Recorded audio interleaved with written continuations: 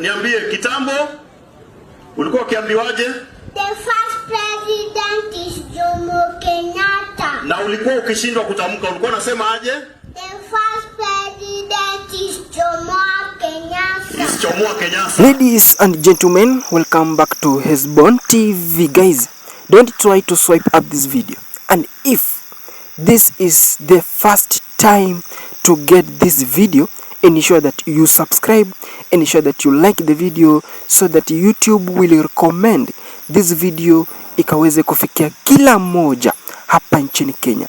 Mtazamaji wangu, leo nataka nikupeleke moja kwa moja hadi pale county ya Kakamega ambapo utampata msichana mchanga sana, mtoto mchanga sana akiweza kumattack, akiweza kumdestroy William Samoei Arap Ruto. Unaona watazamaji wangu, just take stop video. Kumbuka William Samoei Arap Ruto, opposition leaders walikuwa wakiweza kumutusi. Unaona watazamaji wangu, hasa haya matusi yameweza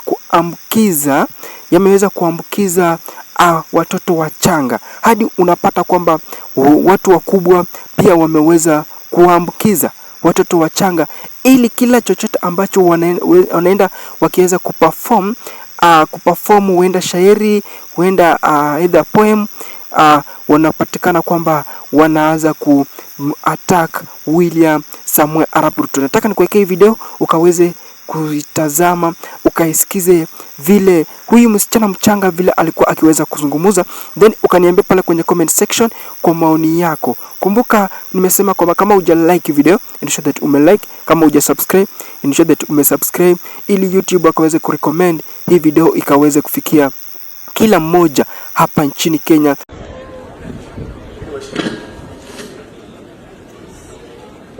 Wageni waheshimiwa, wakurugenzi, meneja, walimu na wazazi, habari zenu? Nzuri. Niambie, kitambo ulikuwa ukiambiwaje? The first president is Jomo Kenyatta. Na ulikuwa ukishindwa kutamka ulikuwa unasema aje? The first president is Jomo Kenyatta. Is Jomo Kenyatta. Mambo ya fees wakati mwingine nasumbua director. Mambo ya fees ya kulipa walimu, ya kulisha watoto, ya kuweka magari petroli, inakuwa shida sana. Wasipolipa in time wazazi, director anakuwa na shida sana. Mpaka siku moja alikuwa na stress, mpaka akakaona kwa Capital Letters, mlango ofisi wake ukajifunga wenyewe. Haya, na madam director? Na madam director alikuwa na stress sana, mpaka siku moja tamo za walimu na za wanafunzi zikapasuka. Akachanganikiwa, akadhani azipeleke kwa fundi. Shule imekusaidiaje? Kitambo ulikuwa? Kitambo nilikuwa mchafu, mpaka sabuni inanisengenya na mtoni unachafuka kwa siku 3. Na ungekutana na shetani angesema nini ukiwa mchafu sana? Oh my God. Shetani angesema oh my God. Fundi alishona nguo? Fundi alishona nguo. Sock stretcher. Fundi alikosea kaka measurement za director kashonea Mr. Edwin.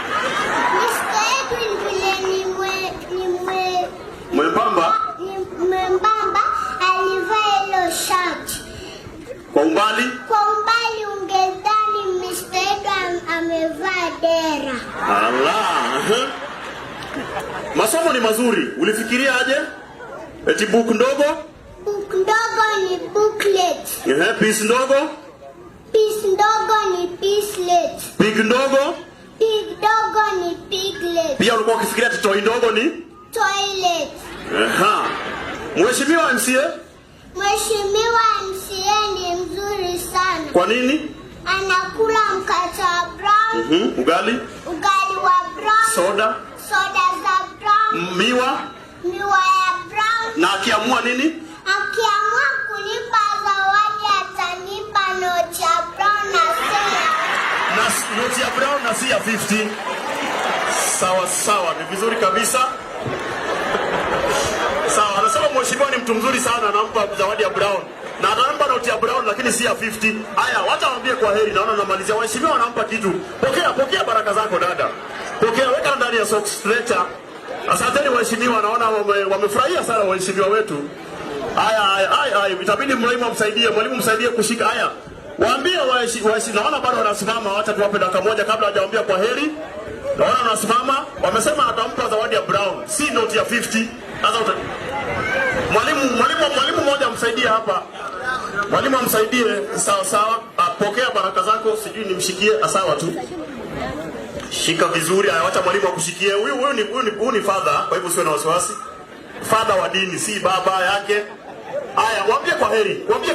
Kwa heri nini? Kwa heri. Ninawaaga kuwa mwenye nakuchukia hata ukishimu anasema anakutolea vumbi.